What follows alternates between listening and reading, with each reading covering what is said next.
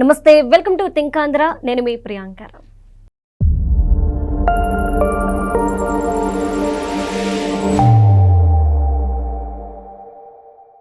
సజ్జల భార్గవ్ ఈ పేరు చెప్పగానే చాలామంది ఏపీలో ఆడవాళ్ళకి ఎక్కువ కోపం వస్తూ ఉంటుంది. ఎందుకంటే ఆడ మగ తోడబుట్టిన వాళ్ళు ఈ తేడాలేమీ లేకుండా విపరీతమైన అంటే మాట్లాడడానికి కూడా అసహించుకునే విధంగా పోస్టులు పెట్టారు నీచంగా. సో దీనికి సంబంధించి ఆయన కోర్టుకు వెళ్ళడం, ముందస్తు బెయిల్ కోసం అయినప్పటికీ కోర్టు ఆ బెయిల్ని పిటిషన్ని కొట్టేయడం మనం చూసాము.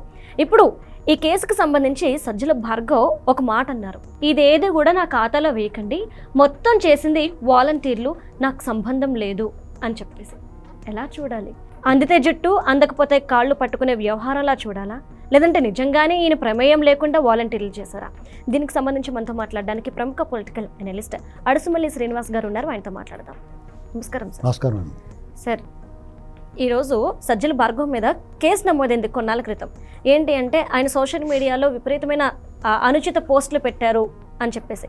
ఇప్పుడేమంటున్నాడు, ఆయనకి బెయిల్ క్యాన్సిల్ అయ్యేపాటికి ముందస్తు బెయిల్ మొత్తం చేసింది వాలంటీర్లు, నాకు సంబంధం లేదు, వీటిని నా ఖాతాలో వేయొద్దు, మీరేమైనా చేసుకుంటే వాళ్ళని ఏమైనా చేసుకోండి అని చెప్పేసి అంటున్నాడు సార్. దీన్ని ఎలా చూడాలి? ఇందులో రెండు రకాలు కనపడతాయి. ఒకటి జగన్ మీద వాళ్ళ మీద అభిమానంతో 5,000 ఇచ్చినా కానీ గుడ్డు చాకరీ చేశారు. కొంతమందికి ఎక్స్ట్రా బెనిఫిట్లు, అమ్మాయిలు డబ్బు ఏంటంటే ఎక్స్ట్రా బెనిఫిట్ల కోసం చేసి ఉండొచ్చు. ఇప్పుడు ఏ పార్టీ కార్యకర్త అయినా ఎవరైనా సరే ఏ అధికారి అయినా గుమ్మం దగ్గర నుంచి వరకు ఆగిపోతారు. వాలంటీర్లు వంటగది దాకా వెళ్ళిపోగలిగారు. కాబట్టి కొంతమందిని సహజంగానే ఉండే రకంగా కొంతమంది మానిపులేట్ చేశారు, రకరకాల మాయలు చేశారు, ఇచ్చేసారు, కొంతమంది లబ్ధి పొందారు. వాళ్ళు ఒకటి మాత్రం నిజం, జగన్ కోసం పనిచేశారు. వాళ్ళనే పచ్చి మోసం చేశారు. ఎన్నికల ముందు అందరినీ రాజీనామా చేసేయమని ఇలాంటివి చేశారు. అదే ఆయుధమైంది వాళ్ళకి, రాజీనామా చేసి పని చూసుకోండి అన్నారు. ఇప్పుడు ఇంకోటి ఏంటంటే సాధారణంగా రాజకీయాల్లో ఎవరిని మీద అభిమానం ఉంటే వాళ్ళ గురించి మంచిగా మాట్లాడుకున్నారు. నాయకులు కానీ కార్యకర్తలు కానీ మంచిగా మాట్లాడుకున్నారు, అదటి వాళ్ళు విమర్శ చేసేవారు. ఇప్పుడు ఏమైందంటే రాజకీయ పార్టీయే ప్రత్యేకించి ఒక విభాగాన్ని ఏర్పాటు చేసి ఎదుట పార్టీ నాయకుల్ని వ్యక్తిత్వ హననం చేయించడం అనేటువంటిది రాజశేఖర రెడ్డి మొదలుపెట్టాడు. ముందు నాయకులతో మొదలుపెట్టి దాన్ని జగన్మోహన్ రెడ్డి విస్తృతపరిచాడు. ప్రత్యేకించి దీనికోసం ఒక స్ట్రాటజిస్ట్ని పెట్టి 100 కోట్లు ఇచ్చి కొంతమంది ముఠా ఏర్పాటు చేసి ఇదే పని మీద ఉంటారు. సపోజ్ నేను ఎలా మాట్లాడడానికి ఓరు గుండెదవా అని రాస్తారు కింద, అవి తట్టుకోలేని వాళ్ళు ఏం చేస్తారు, పోతారు మాట్లాడతారు. అలాగే రాజకీయ నాయకుల్ని, కుటుంబాలని, వాళ్ళ విధానాలని తప్పుడు ప్రచారాలు చేసి, అసత్య ప్రచారాలు చేసి, బురద జల్లి వాళ్ళ రంకులు అంటగట్టి వ్యవహారం చేస్తే చాలామంది ఆడబిడ్డలను అయితే వాళ్ళు నీకు ఎందుకు రాజకీయాలు మానేయమంటారు.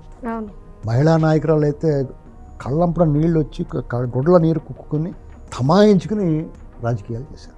ఇది వ్యక్తిత్వం మీద దాడి కాకుండా వాళ్ళ క్యారెక్టర్ అసాసినేషన్ అనేటువంటిది వాళ్ళ కుటుంబాల గురించి, ఇప్పుడు అవినీతి గురించి విమర్శ చేయటం వేరు, ఒక ఏదో ఒకటి సృష్టించి కల్పిత కథ అల్లి దాన్ని ప్రచారం చేసి ఈ సోషల్ మీడియాలో విస్తృతంగా అందరికీ చేరేలా చేసి వాళ్ళ మీద దాడి అనమాట. లోకేష్ గారు ఎవరికేం మినాయింపు లేదు, చంద్రబాబు గారు, లోకేష్ గారు, భువనేశ్వరి గారు, అనిత గారు, వంగలపూడి అనిత గారు, ఇంకా అనేక మంది నాయకులు పంచమడతాను ఎవరిని విడిచిపెట్టాల. ఎవరన్నా వాళ్ళకి మద్దతుగా పొరపాటు రజనీకాంత్ గారు వచ్చి ఎన్టీ రామారావు గారు మంచోడు అంటే చాలా ఇంకా అనిమే పడిపోయారు. అంత దారుణమైన ట్రోలింగ్ చేశారు. దీని అన్నిటికి ఆద్యులు ఈ రకమైన ఈ వ్యవస్థ చెడిపోవడానికి కారకులు ఎవరంటే వైసీపీ పార్టీ, జగన్ గ్యాంగ్, వాళ్ళు పెట్టుకున్న స్ట్రాటజిస్టులు. అందులో వచ్చిన ముదరగింజ ఈ సజ్జల భార్గవ్ రెడ్డి. పిల్ల సజ్జలు అంటారు కానీ అతను పెద్ద ముదరగింజ, అది పెద్ద జీడి మడెక్కది ఆ టైప్ గ్యాంగ్. ప్రభుత్వ సొమ్ము ఎవరన్నా వాళ్ళు జైలు సొమ్ము వచ్చి వాళ్ళ గ్యాంగ్ని రెడీ చేసుకుంటారు. ఇలా కాకుండా వీళ్ళు ఎంత తెలివైన వాళ్ళు అంటే ప్రభుత్వ సొమ్ము ఇచ్చి సాక్షి పత్రికలు పనిచేసే వాళ్ళంతా జీతాలు అందులో ఇచ్చారు. వాళ్ళు ఇంటికాడ పనిచేసి కార్ డ్రైవర్లకి, ఇంట్లో పనిచేసి వాళ్ళకి, బట్టలు ఇస్త్రీ చేసి వాళ్ళకి, బాత్రూమ్ కడిగే వాళ్ళు అందరికీ కూడా ఫైబర్ నెట్లో జీతాలు ఇచ్చారు.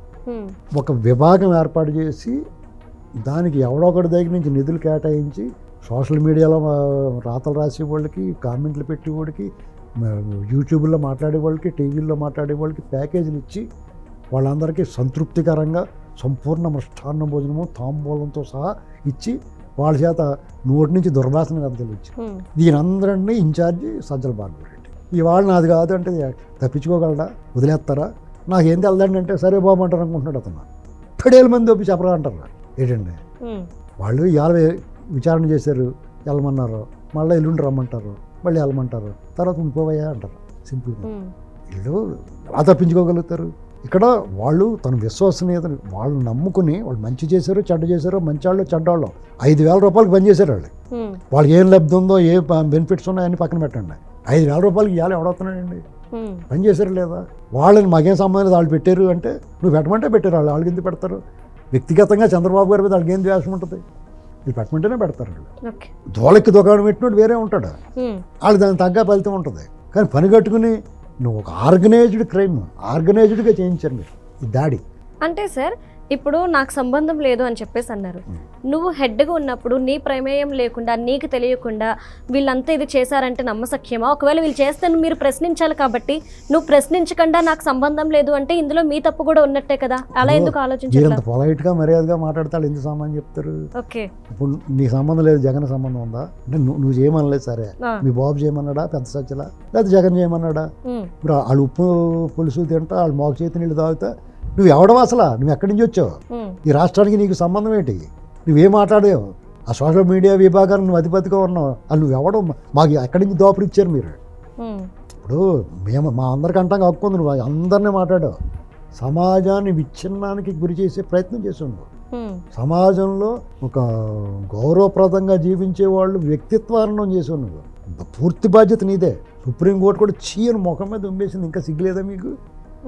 అసలు ఇలాంటి సహించరాదని చెప్పింది, సహించరాదని చెప్పి అప్పుడే పట్టుకోకుండా అంటాం. మళ్ళీ ఇదే వచ్చింది ముప్పు మనకి. వీడిని సహించరాదు, ఇప్పుడు బయటకు వెళ్ళకుండా ఇప్పుడే పట్టుకోండి అన్నాడు. ఆడ కోర్టులోకి వచ్చిన వదిలేంటని చెప్తానికి వచ్చాడు కదా. నువ్వు చేసి సిగ్గు లేకుండా ఇలాంటి పనులన్నీ చేసి వదిలేయమంటావా? నువ్వు పోలీసు వాళ్ళు ఇలా రండి అతను పట్టుకోండి అనాలా? అసలు బయటకు వదలకండి ఇటువంటి వాళ్ళు అని చెప్పాలా? 2 చేతులకి ప్లాస్టర్లు వేసేంటి రాయకుండా మాట్లాడకుండా అని చెప్పాలా? వీళ్ళు సమాజంలో రకరకాల రుగ్మతలు ఉంటాయి, సంఘ వ్యతిరేక శక్తులు రకరకాలుగా ఉంటారు. ఏంటి, అమ్మాయిని ప్రేమించి పీకులకు వచ్చి చంపేస్తాం, ప్రేమించలేదంటే యాసిడ్ పోసేయటం, లేకపోతే ప్రేమించినట్టు నటించి మోసం చేసి పోవటం, లేకపోతే డబ్బులు దొంగిలించటం, లేకపోతే కిరాయి హత్యలు చేయటం, గంజాయి అమ్మకం, ఇలాంటి స్మగ్లింగ్ చేయటం, ఇలా అనేక సమాజ వ్యతిరేక కార్యక్రమాల్లో పాల్గొంటారు కొంతమంది యువత. కానీ వీళ్ళు వాళ్ళని తయారు చేసి మన మీదకి వదిలేశారు. వాళ్ళే సంఘ వ్యతిరేక శక్తులు కదా, వాళ్ళు ప్రోత్సహించేవాళ్ళు, వాళ్ళకి మద్దతు ఇచ్చేవాళ్ళు కూడా ఈ జగన్మోహన్ రెడ్డి గ్యాంగ్ కూడా సంఘ వ్యతిరేక శక్తులే, యాంటీ సోషల్ ఎలిమెంట్స్. వీళ్ళ గురించి మంచిగా మాట్లాడి అయ్యో పాపం వాళ్ళు ఏం చేశారండి, అయ్యో వాళ్ళని కొట్టేస్తామేంటి పోలీసులు అన్న వాళ్ళు కూడా సంఘ వ్యతిరేక శక్తులే. ఎందుకంటే నువ్వు ఒక తప్పు అని అనకపోయినా పర్లేదు, కానీ దాన్ని సమర్థించేవంటే నువ్వు అందరికన్నా ఆడకన్నా పెద్ద నేరం చేసినట్టు. సరే, అంటే ఇప్పుడైనా జగన్కి సపోర్ట్ చేసే వాళ్ళకి అర్థమవుతుంది అంటారా? జగన్మోహన్ రెడ్డి గారు కావచ్చు, ఆయన కిందున్న వాళ్ళు కావచ్చు, వీళ్ళని ఏ విధంగా వాడుకున్నారు, అవసరం వస్తే వీళ్ళ మీద కేసులు పెట్టేయడానికైనా నెట్టేయడానికైనా నిందల్ని. చాలా మంది జ్ఞానోదయం అయిందండి, ఇంకా జ్ఞానోదయం అయ్యి కూడా అవనట్టు నటించేవాళ్ళు కొంతమంది ఉంటారు. నిద్ర నటించేవాడిని నిద్రపోయేవాడిని లేపచ్చు, కానీ నిద్ర నటించేవాడిని లేపలేం. వాళ్ళకి ఇంకా ఏదో లబ్ధి ఆశిస్తున్నారు, లేకపోతే నా 2 నాకు పెడతాను కానీ పలకి ఎక్కనన్నదంటే అలాగే 4 తగిలిదాకా అలాగే ఉంటారు. అంతే, మార్పు ఆటోమేటిక్గా వచ్చింది. ఎందుకు తెలియదు వాళ్ళు బుద్ధి లేదంటే వాళ్ళకి తెలుసు జగన్ అలాంటాడు. ఆ 7 మొగాన్ని అనవసరంగా సమర్థించారో మనం అనుకుంటున్నారు. ఇంట్లో దాక్కుని కూడా భయపడిపోయి పారిపోయి కూడా ఓడిపోతే అసెంబ్లీకి రాకుండా దాక్కుని ఓడికి మనం అనవసరంగా సమర్థించామని దద్దమ్మకి అనుకుంటున్నారు. ఓకే, మొత్తం మీద ఇప్పటికైనా జ్ఞానోదయం అవుతుంది. ఇప్పుడు వీళ్ళు పచ్చి మోసాలు మాకేం సంబంధం లేదు, వాళ్ళ మీద వీళ్ళ మీద నెట్టేస్తున్నారంటే దాన్ని బట్టి వాళ్ళకి జ్ఞానోదయం ఖచ్చితంగా అవుతుంది. అందుకని బయటకు వచ్చే విజయసాయి రెడ్డి లాంటి బయటకు వచ్చి చెప్పేస్తున్నాడు కదా. అవును, right. Thank you so much sir.